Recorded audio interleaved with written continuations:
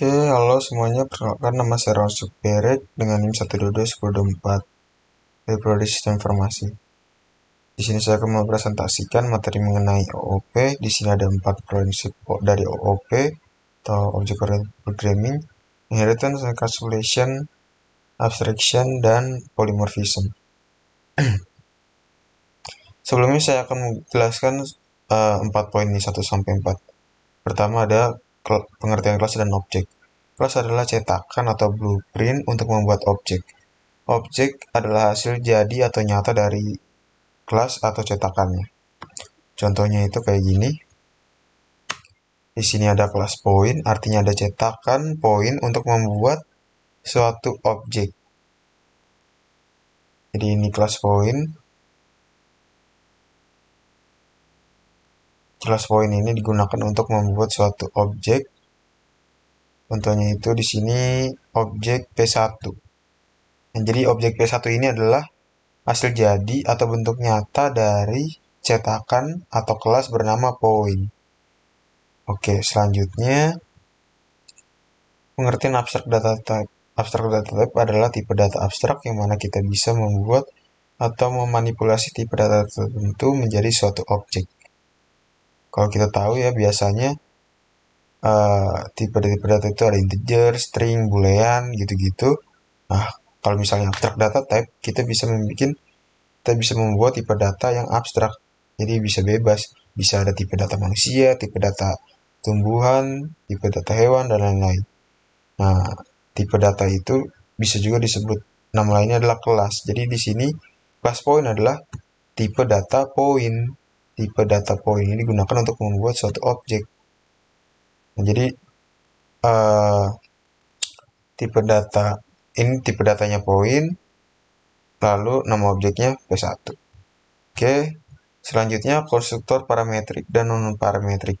Konstruktor parametrik adalah konstruktor yang memakai parameter. Parameter itu nama lainnya ukuran suatu keadaan tertentu. Kalau non-parametrik, konstruktor yang nggak pakai parameter. Konstruktor itu adalah metode utama yang dipanggil saat pembuatan kelas. Nah, contohnya itu kayak gini. Oh ya, konstruktor itu namanya harus sama kayak nama kelas. Jadi di sini kelasnya point, jadi konstruktornya namanya juga harus point. Nah, di sini adalah contoh konstruktor yang nggak pakai parameter. Konstruktor non-parametrik. Ini dalam kurungnya nggak ada parameter. Kalau di sini konstruktor yang pakai parameter. Konstruktor parametrik di sini dalamnya ada parameter. Jadi saat membuat sebuah objek dari konstruktor ini, misalnya di sini bisa dilihat di sini ada parameter, berarti di sini dia memanggil konstruktor yang pakai parameter, dua parameter. Di sini isinya adalah 5,3, berarti dia memanggil yang ini konstruktor yang integer x dan integer y. Jadi tadi 5 itu x dan 3 itu y.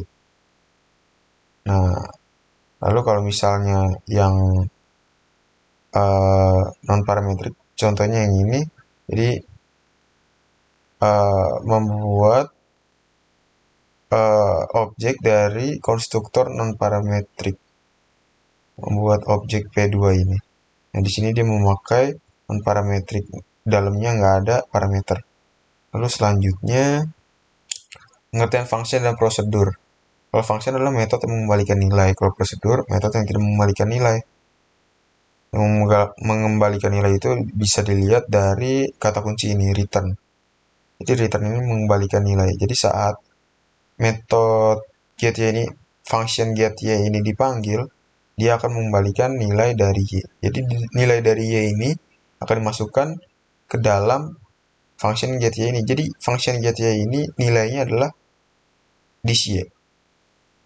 Nah, itu adalah function. Kalau misalnya prosedur, itu metode yang tidak mengembalikan nilai. Jadi nggak ada kata kunci return di sini. Contohnya di sini prosedur set x, jadi dia hanya this x sama dengan x mengubah nilai x saja sesuai dengan parameter.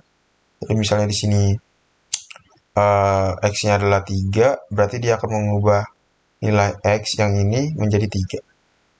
Dia tidak mengembalikan nilai, dia hanya mengubah aja gitu. Lalu di sini kalau Lalu selanjutnya prinsip inheritance. Prinsip inheritance ini adalah prinsip penurunan sifat. Kalau kita lihat di sini circle itu menurunkan sifat extends dari point. Circle menurunkan sifat dari point. Jadi circle ini memiliki apa-apa yang dipunyai dan apa-apa yang bisa dilakukan oleh si point. Jadi circle ini mempunyai tipe-tipe data yang dimiliki oleh point, memiliki metode-metodenya point, prosedur-prosedurnya point, function-functionnya point. Dia punya si circle. Nah, lalu di sini kita lihat juga silinder, dia menurunkan sifat dari circle. Jadi apa-apa yang dipunyai oleh circle, apa-apa yang bisa dilakukan oleh circle dipunyai oleh silinder. Itu artinya karena circle menurunkan sifat dari point dan silinder menurunkan sifat dari circle, artinya silinder mempunyai sifat dari point. Oke. Selanjutnya encapsulation. Encapsulation itu pembungkusan kerumitan. Yang dimana kalau kita lihat di sini di circle ini ada metode prosedur info. Di point juga ada prosedur info. Nah, si circle ini memanggil prosedur infonya si point. Jadi dia memanggil prosedur si point untuk dipakai, tapi dia tidak tahu bagaimana cara membuat prosedur tersebut, bagaimana prosedur tersebut bekerja. Jadi si circle ini cuma terima beres saja lah prosedurnya si point. Nah, itu encapsulation. Kalau abstraction itu ya itu yang tadi ya, membuat tipe data abstrak. Lalu kalau polymorphism itu perubahan bentuk dari metode yang dipunyai oleh kelas induk. Contohnya itu yang ada di sini ya, yang ada di petanikode.com. Jadi kalau misalnya nih, yang ada di contoh kita, si point itu punya metode, punya prosedur info. Isinya kayak gini. Ini yang satu baris di line 53. Nah, si circle itu dia mempunyai lagi mempunyai prosedur info namanya sama kayak si punya point, tapi dia tambahin sesuatu yang baru gitu.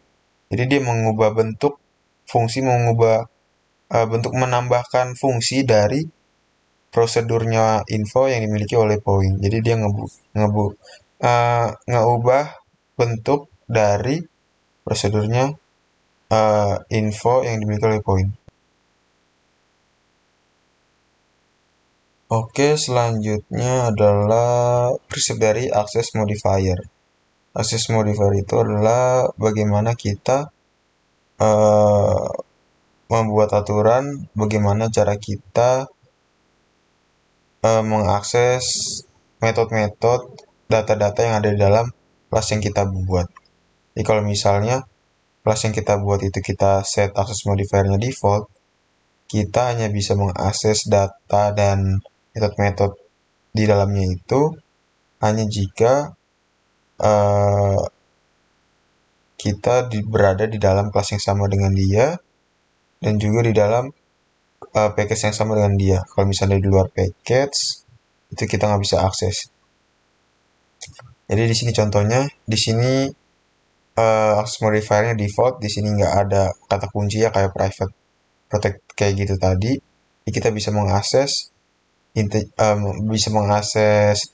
data-data ini, metode-metode ini jika kita berada di dalam kelas yang sama dengan kelas point ini dan juga berada di dalam package yang sama. Di sini kelas point itu memiliki package-nya itu yang ini. Jadi kalau kita mau mengakses data dan metode dari kelas point, kita harus berada di dalam package yang sama dengan kelas point. Kita harus berada di dalam package ini. Gitu seterusnya sesuai dengan tabel yang ini. Baik, sekian dari saya. Terima kasih.